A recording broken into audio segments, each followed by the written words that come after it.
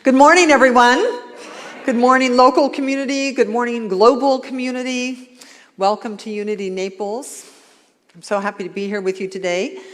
We are continuing our journey of exploring the kingdoms of consciousness, which is one of my favorite things. Hopefully, you were all here last week for Reverend Mark's sharing of kingdom number 1. I'm here to share kingdom number 2 of 4, and I'll get into that in a moment.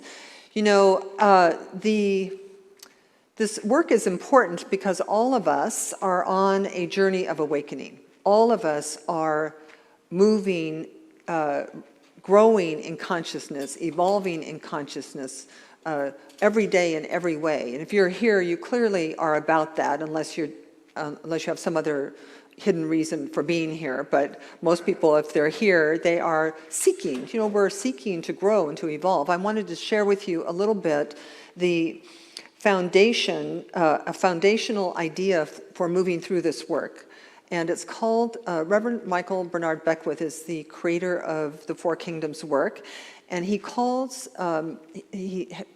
it involution and evolution. Now, involution is probably a new word for most people, but I can give you easily the spirit of the word. So, an acorn has involute within it what? An oak tree, right? So an acorn becomes an oak tree. This little tiny thing that you could barely see in my hand has everything it needs to become an oak tree, even though it's not obvious in the acorn. Now, clearly, there is an environmental component, but as there is with us as well, that like the acorn and the oak tree, you and I came into this incarnation with everything we need to be everything we're supposed to be.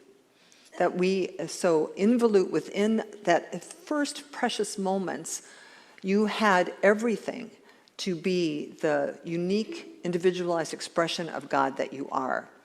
And so we're not here to learn anything. We're not here to get anything. We're here to release and evolve. How would I word it? We're here to release everything in the way of our evolution. Right? Because to be born as a human is to be born on a hamster wheel. So involution is that which is within the thing that causes to become what it's supposed to become. So the Four Kingdoms of Consciousness is the way, it's just a way of talking about how we move out of victim consciousness into mystical consciousness. How we grow into that experience and expression. And we want to grow into that experience and expression because that is it's going to be required for the world to work for all and for the world to work for us. So,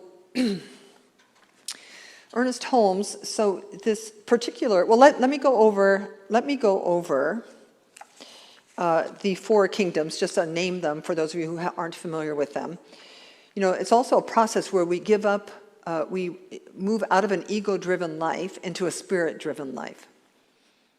You know, in Kingdom 1 is the victim consciousness, which Reverend Mark went over last week. It's really categorized by, it's happening to me. The world is happening to me. I have no power, no will. Right? I'm at the effect of circumstances, people, places, conditions, my childhood, the politics, the government, my education, my priest, right? That I would be happy if it weren't for fill in the blank. And that's where 99% of all people spend most of their time, and it's not a pleasant place, right? Do you all agree? We've all been there, right?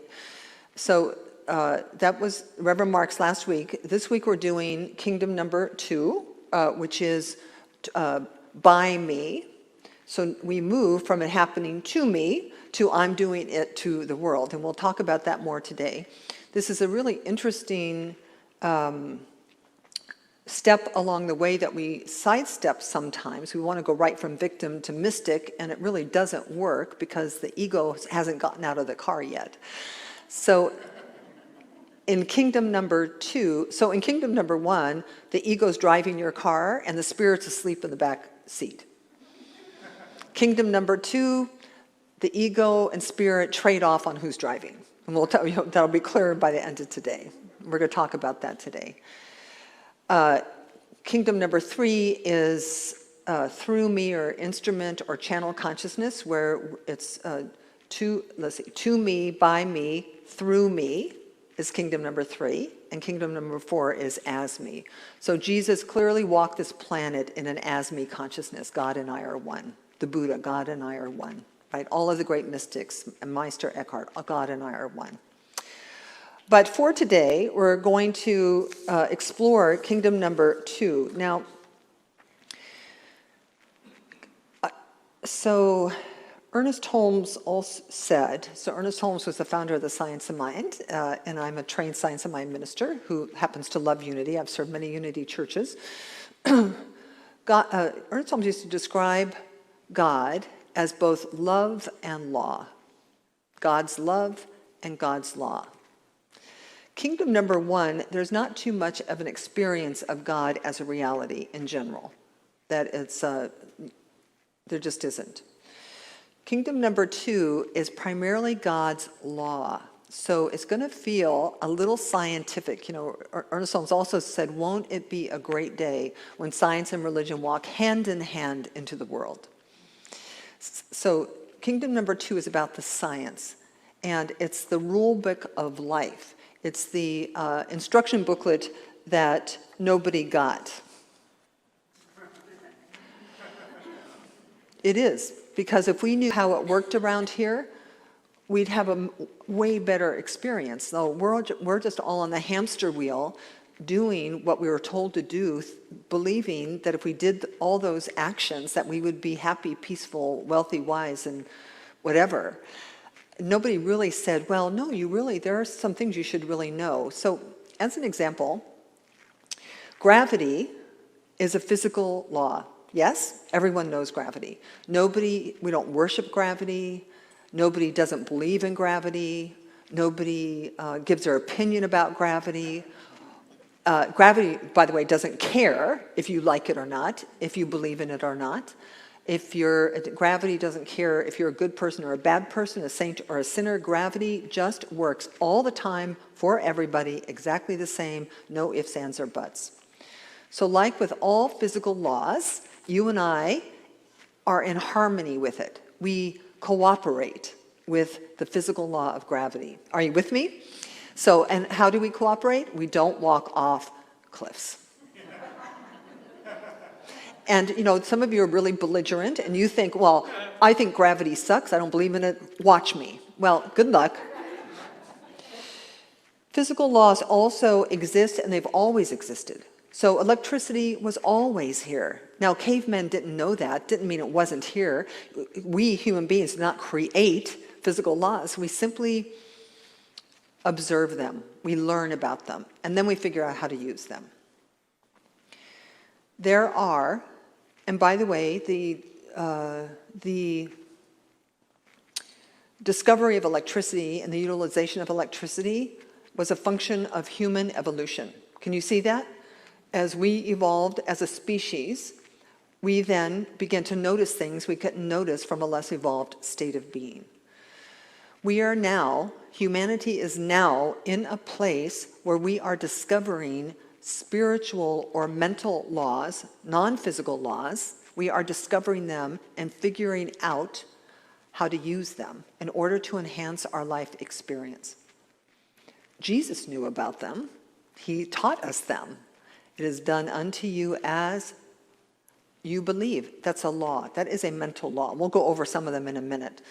So today, we want to learn, or at least open our minds to this idea that we live in a universe that is governed by mental laws. Now, the physical universe, we have bodies with which to enjoy and to participate physically with the universe. Yes, sight, we can see it, we can smell it, taste it, feel it, hear it.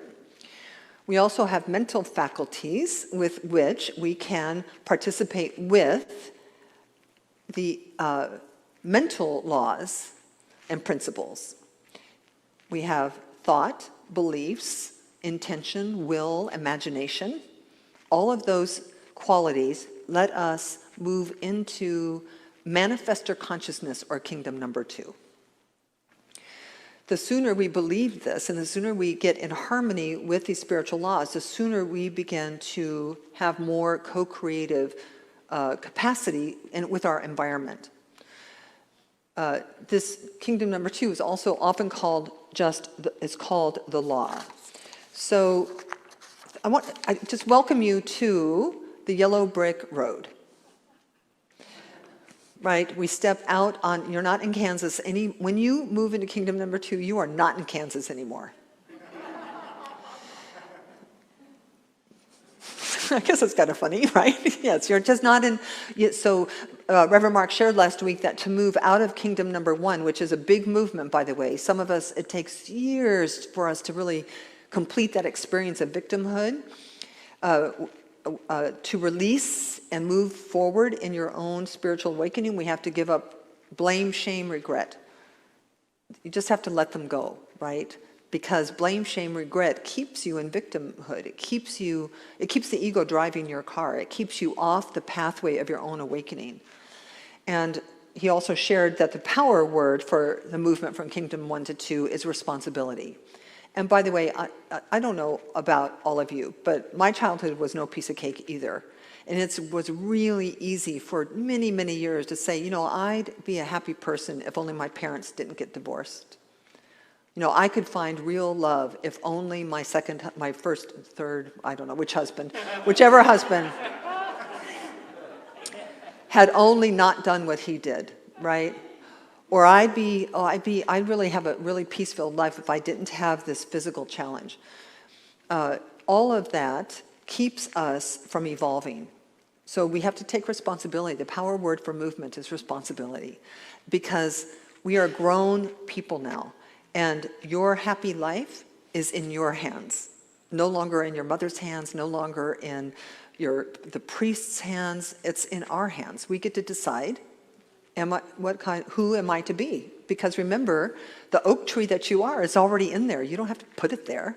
You have to let it grow.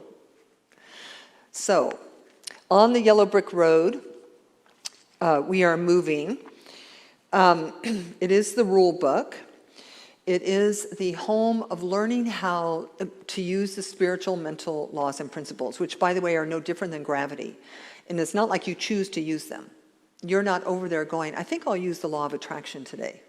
You've been using the law of attraction your whole life. It's like gravity. It just is what it is.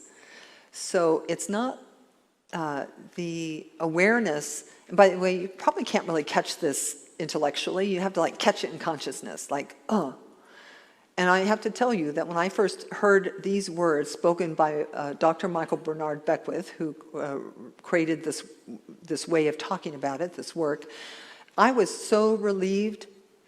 It's like, OMG. The power is in my hands.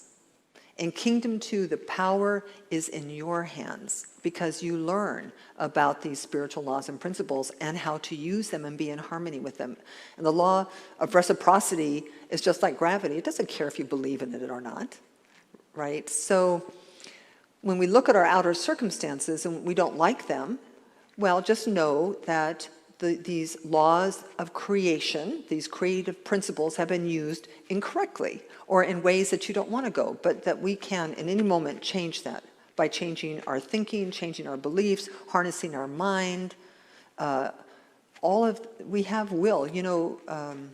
Rocks, tigers, giraffes, and petunias have no will. They make no decisions. They have no co-creative capacities. They live by instinct alone.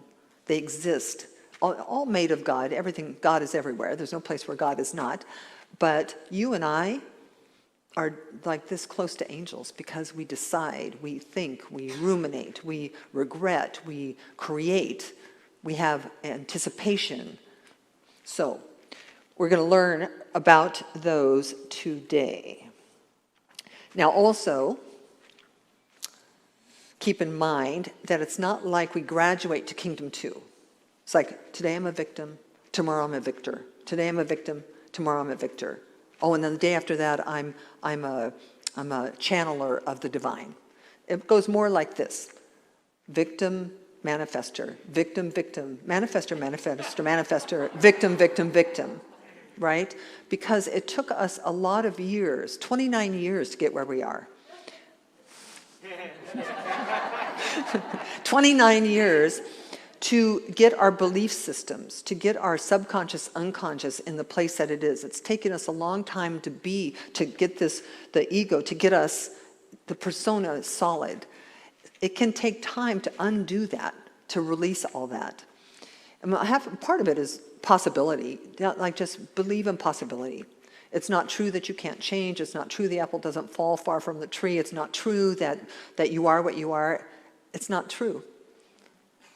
What you are is an individualized expression of God, becoming that. But you are that now, letting go of what's not that. Okay, did you follow that? Because I'm not sure I did. It's all right, we'll just let it be there.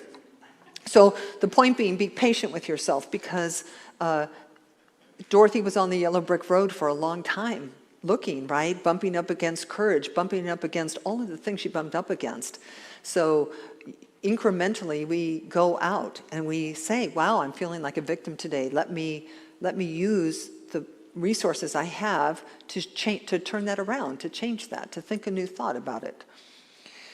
So let's explore some of the mental laws and principles. Just to, I don't want to dive too deep into them, but and these aren't all of them, they're just really my understanding of them. So all of you probably have heard about the law of attraction, yes? And it's not hard. It's really, in fact, these things are so simple in some ways, but so hard to live. But the law of attraction simply says that what you bring into your experience comes to you by attraction, not by luck, not by fate, not by somebody else's thing, but by your consciousness. So when we're in Kingdom 1, it's hallmarked by worry, doubt, lack, fear, right? Kingdom 1 has those kinds of energies. And if you are living in fear, the experiences you experience that come to you are going to reflect that. If you're living in faith, the experiences are going to reflect that. So law of attraction simply just says, if you're just a really cranky, mean, spiteful 29-year-old, there is no way that you are going to bring into your life the man or woman of your dreams, who's kind, considerate, loving, patient, because if you're not that, you can't have that. Do you understand what I'm saying? And even if you do get that, they won't stay with you very long, because they're going to say, oh, no, right? So law of attraction. So then we have the law of deliberate creation, which is a law that says, deliberate's the key word here. What we do before we're deliberate is we do automatic, subconscious, unconscious creation that we create by default. We create whatever's in, I think Reverend Mark calls it the basement or the dungeon of the subconscious, unconscious, that it's always creating, but it's not deliberate. So deliberate creation says, I'm going to plant this seed into the fertile soil of the universe, and then I'm going to give it the environment it needs to grow. So I'm going to give up being afraid, and I'm going to start cultivating faith. So I'm going to plant the seed of faith, and then I'm going to do what it takes to step into that. Water it, sunshine. Stop having fearful conversations, right? Stop, whatever it is, whether it's a book, a class, being in fellowship with each other, but it's deliberate. Mental equivalence essentially says you can't have anything you can't conceive yourself having. So if you're a person who lives in, nobody will ever love me, I'm not lovable, you can't really have that until you decide that you are. It's called the law of mental equivalence. If you think you're worth $20,000 a year, the chances of you getting 120 are slim, right? If you think you're worth $120,000 a year, the chances of you getting it are way better. So there's a saying that says, a mind once stretched can't go back to its original shape. It's like that. So a lot of the times when we're in classes, whether it's a prosperity class or a class on relationships or a class, like Patrick's class on creativity, we're stretching ourselves like a rubber band so that we can have more, do more, and be more. Law of attention simply says what you give your attention to grows, where you take your attention away, it shrinks. There were these wonderful studies where they had people praying over plants, and the plants that got prayed for grew, and the plants that did not grow as much. So it's the law of attention, energy. Do not think that energy is not real. We were raised to think only mountains are real. If you can't see it, it isn't real. If it's in the internet, it's true. So we are evolving into a space where that which is invisible is more powerful, more potent, more profound, and more important than what is visible. We're getting to a stage where we understand that what's visible comes from what's invisible, and you and I, the tool of creation is our minds and our intentions. All right, reciprocity just simply means we live in a reciprocal universe. You give me love, I give you love. You give me respect, I give you respect. You give me generosity, I give you generosity. It's just a law of reciprocity. It's also, we probably know it through our studies as a law of reaping and sowing, giving and receiving. And then, of course, visualization is keeping something in mind. How many of you have ever done vision boards? Yeah, it's a really wonderful use of this law where you cut out pictures of a magazine of all the things you want in your life next year or in the future, like cars or vacations or people, and you put them on a board, and then you be with that board, right? You let it work on your consciousness. It's called the law of visualization. So physical laws use your body, mental laws use your mind. And you are not a rock, so you have a mind and a body. And part of spiritual maturity is to learn how to use them both properly so that you're happy and that we have a world that works. Yes? Are you guys following me? Okay. So the release, now this is a really big idea. If you're hearing something like this for the first time, this is a huge idea. So just catch it in consciousness and just let it be what it is. And over time, again, it will grow, it will alter, more shall be revealed. So the releasing of Kingdom 1 to 2 was shame, blame, and regret or guilt. In order to move to Kingdom 2, you cannot bring your past with you. You have to step into 2 with a kind of a willingness to experiment, an openness to a new idea, some possibility. The movement from Kingdom 2 to Kingdom 3, which Reverend Mark will cover next week, Kingdom 3 more thoroughly, but Kingdom 1 is to me, the world's doing it to me. Kingdom 2 is I'm doing it to the world. And Kingdom 3 is through me. So no will, my will, thy will. So the release, what you have to give up to move into Kingdom 3 is immaturity, materialism, and grandiosity. Sounds like a lot to give up, doesn't it? Materialism, by the way, doesn't mean you have to give up your car. It simply means that, by the way, and if you're 49, not 29, we almost all, remember Peggy Lee's song, Is This All There Is? Do you remember that song? After the mastery of Kingdom 2, which, by the way, is necessary to stabilize your life structures, meaning that when we're in victim consciousness, for most of us, all areas or some areas of our life are a mess. Whether it's your body, your relationships, your work, your creativity, your happiness. Are you all feeling this? It's hard to just get it all together because unless the outer circumstances are perfect, it can't be good. It can't be perfect. So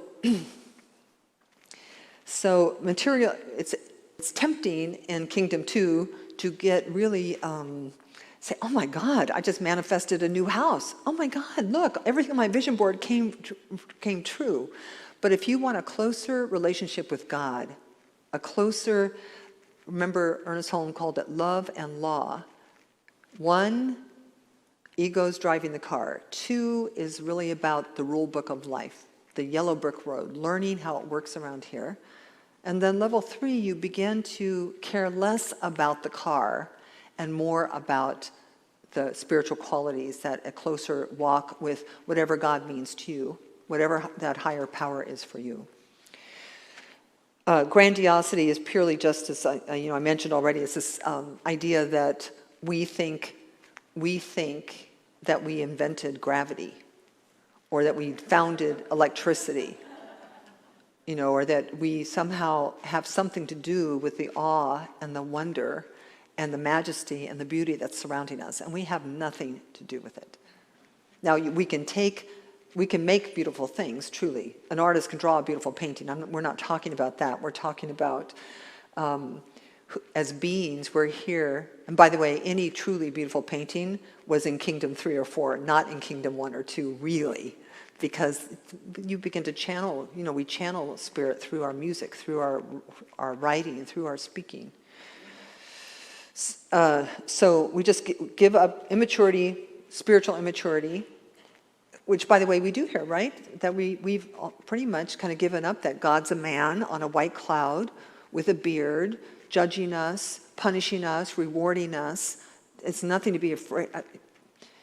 That idea is an immature spiritual idea, and we're growing in our awareness that God is so much, whatever it is, it's a little unknowable and mysterious in my mind, but we're growing. So, the power word from Kingdom 1 to Kingdom 2 is responsibility, and the power word from Kingdom 2 to Kingdom 3 is a word we all mostly don't like too much, but is surrender. The power word for moving from manifestor consciousness to instrument consciousness is surrender. So Michael Beckwith said, you may feel nervous about the idea of surrender. You may think you are surrendering to an anthropomorphic God that is going to determine its own will for you. He says surrender is not acquiescing to an external deity. Surrendering is yielding to excellence, to the next stage of your evolution.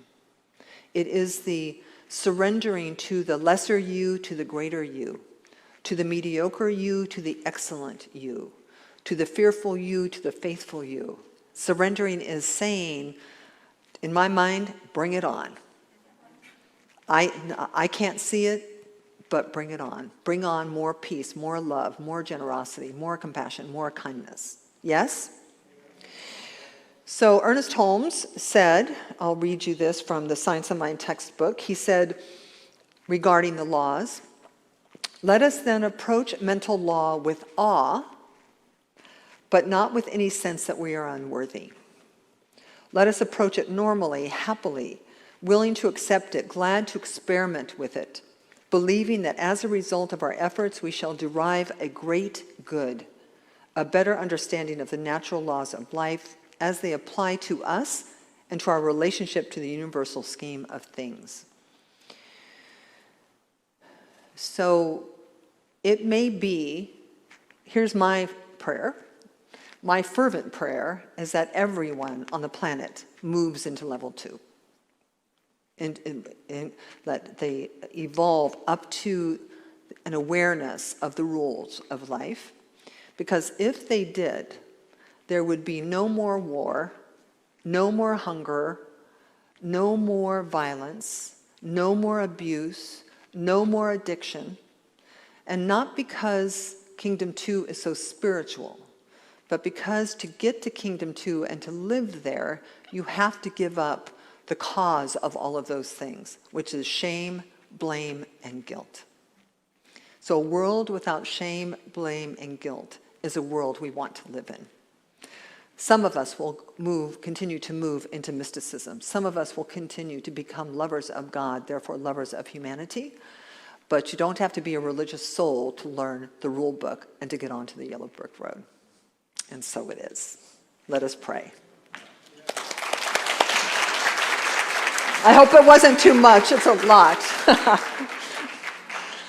All right, so let us just turn within. Once again, let us end right where we began, which is in this internal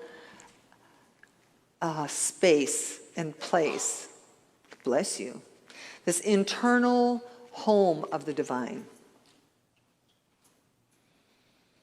The place within us that is innocent. The place within us that is whole and perfect. The place within us that is free of the past. This place within us that is in a co-creative, expressive and expansive relationship with that which created everything. The creator of gravity, the creator of the law of attraction, the creator of the flower, the lion, the giraffe, and the rock. We are that. We are that. We are so that. So not only can we experience, but we can create. And in fact, what we experience is what we created. So we take responsibility now. We grow up now. We say yes to being in harmony with these laws of life. I know that the word I speak moves into a universe that moves molecules around, that the word that I speak begins to clothe itself in flesh. And so the word that I speak for us is a power word. We surrender to it. We say yes to it. We get in harmony with it. So I know that all of the ailments of the victim state of consciousness are healed. Our bodies vibrate. Our money populates. Our relationships flourish. That we become kind, compassionate, loving human beings. All of our life structures stabilized. And then we say, now what? What can I do now? Now that all that little stuff is done, now how can I serve the greater? So I am grateful. I'm just so grateful we have the opportunity to change our minds, to grow out of any idea that we are unworthy, unlovable, that we step into the fullness of that which we have always been. God involute in us. And we have a whole lifetime to evolve. And so we plant that seed, we water it with our attention, we shine the light of our love on it. We create the environment that allows that seed of our true identity to grow into the oak trees that we are. And so in gratitude, I just simply release this word in full faith and conviction that it is even now being manifested. And I have patience. It doesn't have to be today. I have patience. I can leave this time of prayer with you, expecting and accepting the fulfillment. And so knowing in this moment that that is true, all is well with our souls. So please join me in affirming this for yourself, saying yes to this for yourself and for each other. Simply knowing that as we do this, we enter into a realm in which this world we want to work can actually work. And so we give thanks for this. We let this be. We let it be. We say, and so it is. Amen.